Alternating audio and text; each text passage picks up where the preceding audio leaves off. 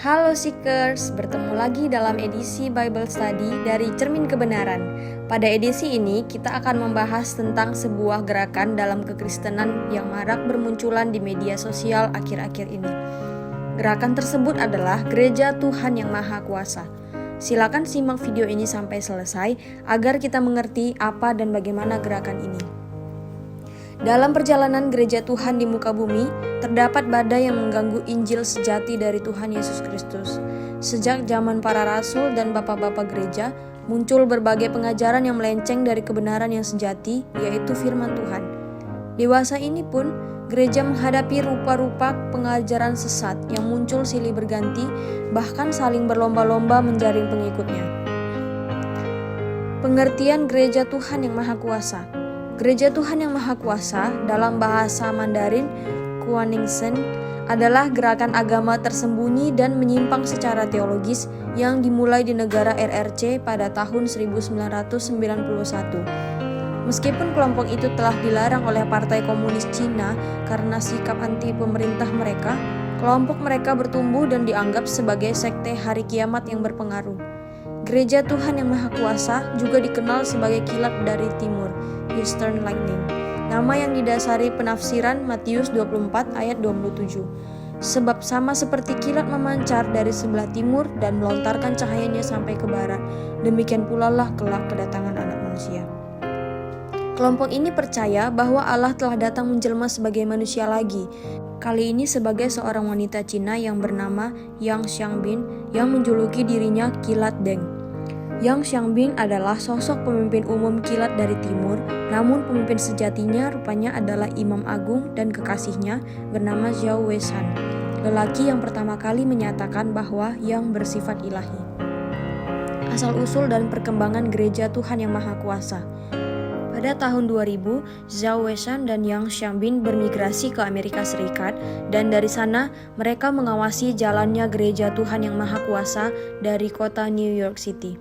Yang Xiangbin dijuluki sebagai Kristus zaman terakhir dan Tuhan Yang Maha Kuasa karena mereka meyakini bahwa wanita itu adalah Kristus yang telah datang kedua kalinya guna menyelesaikan pekerjaan Allah.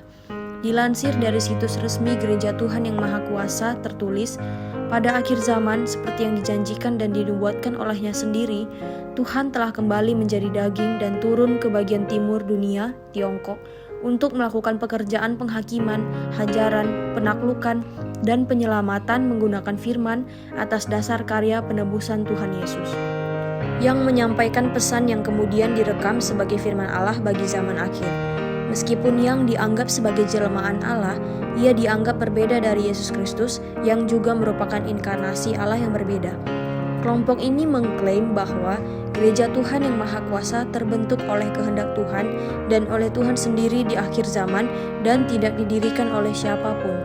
Tidak hanya itu, Tuhan juga diyakini memimpin dan menggembalakan Gereja Tuhan Yang Maha Kuasa.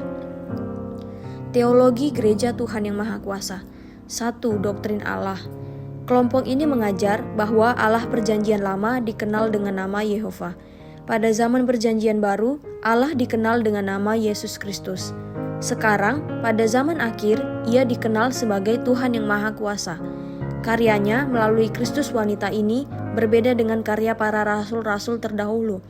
Meskipun Allah menggunakan para rasul, karya mereka terbatas oleh kemampuan manusiawi mereka. Gereja Tuhan Yang Maha Kuasa adalah sesuatu yang dikaryakan oleh Allah sendiri.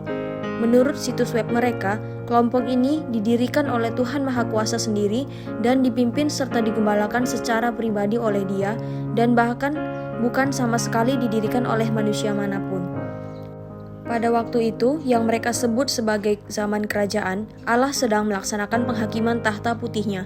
Semua denominasi dan sekte Kristen lain telah kehilangan Roh Kudus dan seluruh kuasanya sekarang dipusatkan pada Gereja Tuhan Yang Maha Kuasa. Gereja Tuhan Yang Maha Kuasa menolak konsep Allah Tritunggal dan sebaliknya mengajarkan bentuk doktrin modalisme. Sang Bapa, Putra, dan Roh Kudus mereka anggap sebagai tiga wujud Allah yang berbeda, bukan tiga pribadi. Trinitas tidak pernah ada dalam alam semesta.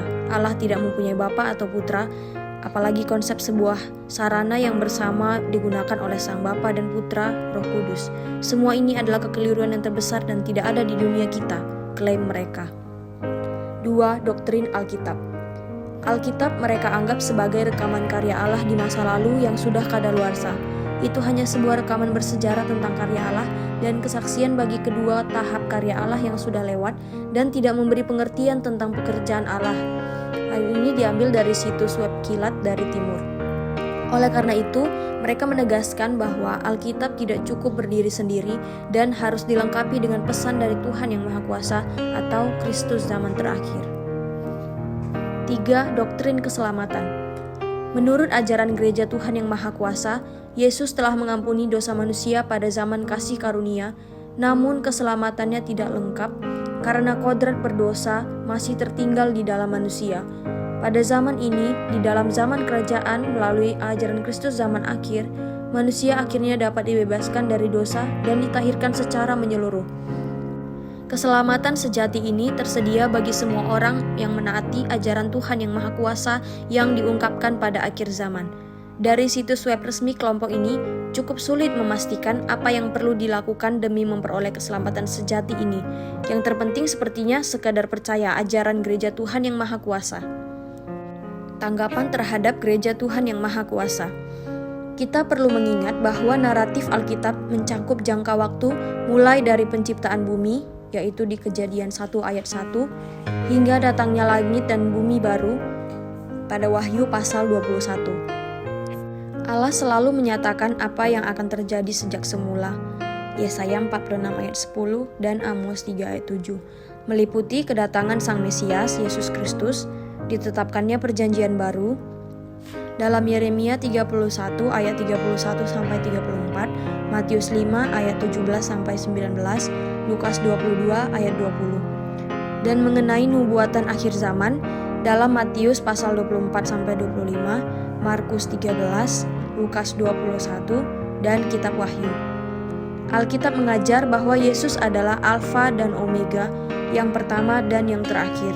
Dalam Yesaya 41 ayat 4, 44 ayat 6, 48 ayat 12, Yohanes 1 ayat 1 sampai 3, Ibrani 12 ayat 2, Wahyu 1 ayat 8, Wahyu 21 ayat 6, dan Wahyu 22 ayat 13. Alkitab juga mengajar tidak seorang pun yang pernah melihat Allah, tetapi anak tunggal Allah yang ada di pangkuan Bapa, dialah yang menyatakannya, yaitu dalam Yohanes 1 ayat 18. Alkitab yang kita kenal seutuhnya cukup memberi hikmat dan menuntun pada keselamatan oleh iman kepada Kristus Yesus dan bahwa Allah tidak berubah. Dalam 2 Matius 3 ayat 15-17, Matius 24 ayat 35, dan lihat juga pada Bilangan 23 ayat 19 serta Mazmur 89 ayat 34. Sebagai penutup, Gereja Tuhan yang Maha Kuasa adalah kelompok berbahaya yang menolak kecukupan Alkitab dan melengkapinya dengan ajaran tambahan yang mereka anggap terilhami. Ajaran mereka berasal dari wanita yang mereka anggap sebagai inkarnasi Yesus yang kedua dan bahkan menyebut dirinya sendiri sebagai Tuhan yang Maha Kuasa. Doktrin Allah Tritunggal mereka tolak, pengorbanan Yesus direndahkan, dan karyanya di atas salib dianggap tidak mampu menyelamatkan seutuhnya. Meskipun kelompok ini seolah-olah menyanjung pengorbanan Kristus, keselamatan yang sejati dan terakhir hanya tersedia bagi orang yang mengikuti ajaran mereka. Gereja Tuhan yang Maha Kuasa diselimuti oleh kerahasiaan dan berbagai alias, dan anggotanya menggunakan taktik yang kasar dan bahkan tidak segan melakukan kejahatan yang mengerikan demi keutuhan sekelompok mereka. Gereja Tuhan yang Maha Kuasa telah memenuhi semua kriteria sebagai sebuah kultus atau sekte sesat, dan umat Kristen diharapkan mengingat imbauan dari Alkitab berikut. Sebab ternyata ada orang tertentu yang telah masuk menyelusup di tengah-tengah kamu. Mereka adalah orang-orang yang fasik, yang menyalahgunakan kasih karunia Allah kita untuk melampiaskan hawa nafsu mereka, dan yang menyangkal satu-satunya penguasa dan Tuhan kita, Yesus Kristus. Mereka adalah pemecah belah yang dikuasai hanya oleh keinginan-keinginan dunia ini dan yang hidup tanpa Roh Kudus. Dalam Yudas 1 ayat 4 dan ayat 19. Demikianlah edisi CK Bible Study kali ini. Mari kita berdoa agar Tuhan memberikan hikmat kepada kita untuk mengenal kebenaran yang sejati dan tidak terjerumus kepada pengajaran yang tidak murni. Sampai jumpa di edisi CK Bible Study selanjutnya, dan yang tentunya akan membahas topik keren lainnya. Tuhan Yesus memberkati.